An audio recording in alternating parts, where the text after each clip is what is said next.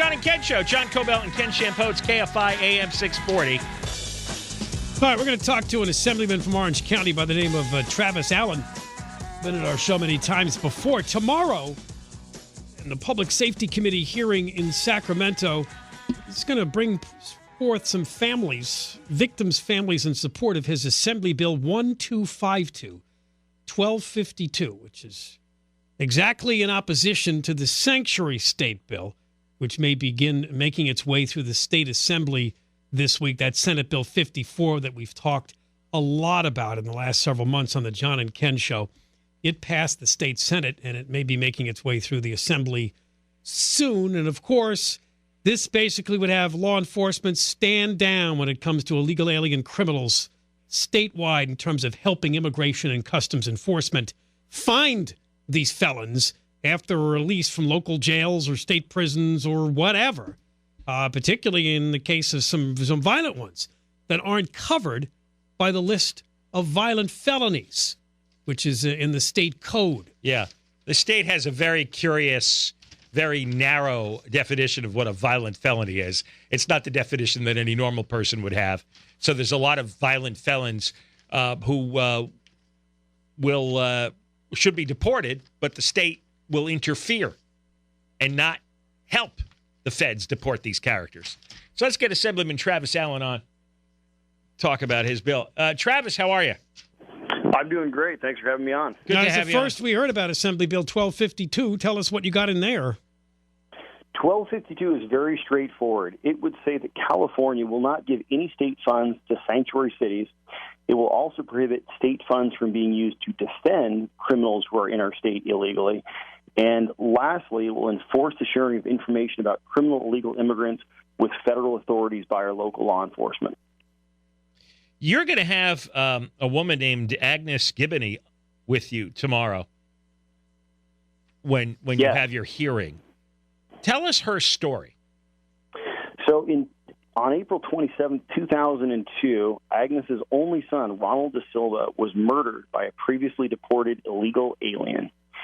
And she is actually one of many. We're going to have multiple families of victims come forward tomorrow at the press conference at 7:45, and then at the committee hearing at 8:30. Is the media going to show up at your press conference? They don't tend to cover these stories. Yeah, actually, so far we have Fox News confirmed, ABC, and I think there's a few others being added to the list as we speak. Because Gibney is an immigrant herself. As I understand, yes. And this is, this really highlights the fact that this is not about whatever demographic you happen to come from. This is simply about not wanting to have criminals in your community that are here illegally. I mean, these are bad people that have committed crimes, and they don't belong in our state in the first place. So to have, a sanctuary state or sanctuary city policies that encourage criminals to stay in our communities and be sheltered, it's completely wrong. And what is the motivation for Kevin DeLeon and the rest of the legislators to protect violent felons who ought to be deported? Why would they want to do that? I like to ascribe the noblest of intentions to them. Don't. Although I got to tell you, after 5 years in the legislature, I have my doubts. Kevin DeLeon has publicly admitted that he said over half of his family was here illegally and used fake Social Security numbers and the like. And, you take a look, and what they're trying to say is they're saying, why would we want to, victimize or stigmatize people who are only trying to come to our country for a better life? And, I think that there's a part of that story that makes sense, but it all breaks down when you start talking about sheltering criminals who are here illegally. Now, he did take some amendments to his SB 54 bill, but there's massive loopholes. So, for instance, child abusers, stalkers, sexual predators, human traffickers, drug dealers, all these guys are still sheltered. All right, why protect a child abuser, a sex trafficker? Why would you do that? I mean, usually politicians would trample each other, trying to appear to the public that they're tough on bad criminals and that they want to protect innocent members of the public. When did it flip? When did it become a stampede to show how many violent criminals you're going to provide extra protection to? Look, this just shows how far the Democrats in California have gone from the mainstream of public opinion. Everyone agrees with what you just said. You talk to anybody on the street, and anybody on the street says, look, if you're a criminal, that's a child abuser that's in the state illegally, there is no reason we should protect you here. There's no reason we should defend you. I mean, there really is no reason. Taxpayer dollars. Well, that's what's weird about this. There is no argument. There is no gray area. There's absolutely no reason. They're not here for a better. They're not here for a better life. They're here to violently attack innocent people. And you take a look at the case of Kate Steinle. Kate Steinle was murdered in broad daylight in San Francisco while she was walking down the pier with her father. The guy had been deported multiple times, with multiple felonies on his record. And the authorities in San Francisco would not hold him, to allow ICE to come and pick him up. And this is the problem. We have, our well-intentioned members of our law enforcement who are now being ordered or going to be ordered by the state of California to not cooperate with federal authorities to get these bad guys out of our state. When you're protecting people who commit violent assaults and sexual assaults and assaults against children, that's evil. As far as the legislators are concerned, there are no good intentions there. These are some of the most evil people walking around the state. And DeLeon wants to give them extra special protections. That's evil. That's sick. Extra protection and with our taxpayer money. And, you talk to the victims' families, and they just tell you directly. They say, look, you know what? We have no problem with legal immigrants. It doesn't matter what race or color you are. We're good with everything. But this is a black and white issue where we are talking now about defending criminals and violent criminals who are in our state because there's these massive loopholes. To give you another example, solicitation to commit murder is another loophole in SB 54.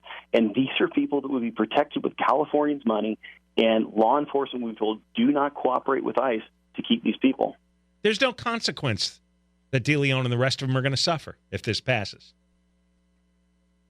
None whatsoever. And Jerry Brown has already shown, that he's all too willing to sign everything that's come his way from the Democrats. Why is there no consequence? Why is so much of the public comfortable with this? Like, what's changed in the last, I don't know how many years in California? What I've seen, I've been elected since 2012, and I think that a lot of Californians, they just truly don't understand how many of their freedoms have been undermined through Sacramento. You take a look at the recent gas tax, where we had the largest gas tax increase in history. It didn't go to a vote of the people. It was passed entirely on a party line vote. And people, on the street say, how could this pass? I never voted for it. If we put up sanctuary cities to a popular vote of the people, they would never vote for it. And so this is a case where the Democrats that run Sacramento and run the state have gone far, far away from the majority of California. But people aren't changing their votes over these issues. Massive tax increase, massive social policy here that protects that dangerous, violent people. Where's the penalty? Where's the voting penalty for these people? Yeah, where is the outrage at the ballot box? And I'll tell you, I think it ends up coming at the top of the ticket. There's a big governor's race coming up in 2018, and I think that if enough Californians understand how much has been taken away from them, we could see a popular revolt, much like we just saw in the presidential election in November. Yeah, well, that's what it's going to take. Who's running on the Republican side? They don't have a credible candidate. We're going to need somebody great. That is the answer. Because you take a look at these districts where these Democrats get elected in, and they're not elected by the majority of the people living there. You have, in some districts, 10%, 12% turnout. And so, you are getting these legislators elected, and, for that matter, the governor is elected, with a small percentage of the California population, which means that ordinary Californians have not been showing up to vote. And until they start showing up to vote, they're going to keep on getting terrible laws proposed and passed by these Democrats in Sacramento. Well, we're glad you're doing something. The Public Safety Committee, though, is probably not likely to pass along your bill, AB 1252, if it's anti-sanctuary city policy. All they're trying to do in Sacramento right now is stand up to Trump. That's what they think they're doing. Yeah, that's exactly what they're doing. And this committee that we're going into tomorrow is, I mean, it's a firing squad. It's stacked with Democrats. There is absolutely no way to get any kind of common sense out of this committee. But, you know, the way it works is if we get enough publicity on this, if enough people can understand how bad this is and hear this story, then ultimately we get to see change. Because the only thing that truly scares the Democrats in Sacramento is one of two things: getting thrown out of office because they're all career politicians and this is their bread and butter on the table, or bad media coverage. And I think that by you guys, you know, highlighting the issue of sanctuary cities, highlighting the gas tax, all of these terrible things they're doing that are against the will of the California people, ultimately, I think this is what changes California. But the bottom line is, it's up to Californians. They are going to have to vote with their feet, come November of 2018. All right, Travis, thanks for coming on. Thanks so much. Assemblyman Travis Allen from Orange County. He's got his own bill to fight sanctuary city policies, but of course the sanctuary state bill is still making its way through the legislature. John and Ken show, and your chance to win $1,000 is coming up.